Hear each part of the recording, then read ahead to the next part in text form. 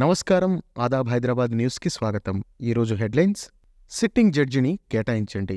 మేడిగడ్డపై judicial enquiry కోసం high court సీజేకు Telangana సర్కారు లేఖ వెల్లడించిన మంత్రి ఉత్తమ్ కుమార్ రెడ్డి. సీరియస్గా తీసుకున్న తెలంగాణ ప్రభుత్వం. రంగంలోకి దిగిన విజిలెన్స్ అధికారులు. బ్యారేజీ కుంగిన ఘటనపై విచారణ షురు.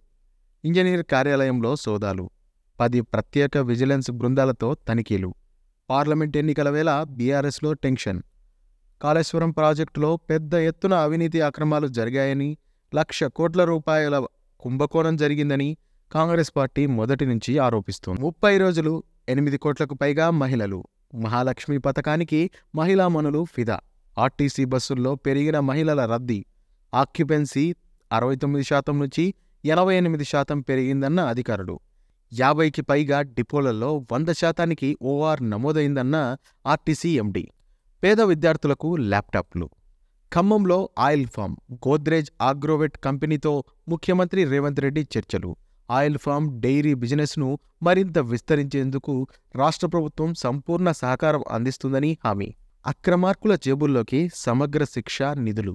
బోగస్ యూటిలైజేషన్ సర్టిఫికేట్లు పెట్టి నిధులు కాజేసిన వైనం. సమగ్ర శిక్ష అభియాన్ లక్ష్యానికి మంగళం. ప్రేక్షక పాత్రులుగా పాఠశాల విద్యాశాఖ ఉన్నతాధికారులు. 2016 నుంచి 2022 వరకు కేటాయించబడిన నిధుల మొత్తం 6,739 కోట్లు. పెద్ద ఎత్తున దుర్వినియోగమైన ఫండ్స్. విచారిస్తే 100 కోట్ల స్కామ్ బట్టబయలు. ఫార్ములా రేస్తో లాభం లేదు. ఈ రేసింగ్ నిర్వహణతో జీరో బెనిఫిట్స్. 110 కోట్ల రాష్ట్ర ధనం వృధా.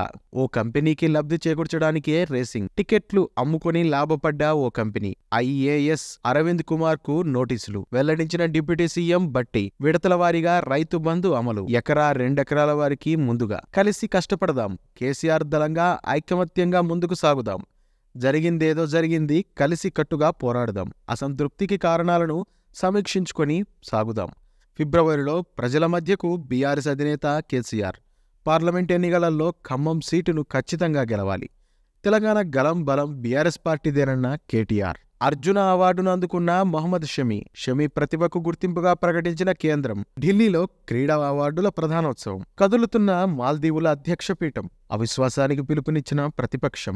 లక్షద్వీప్లో ఇటీవల మోదీ పర్యటన.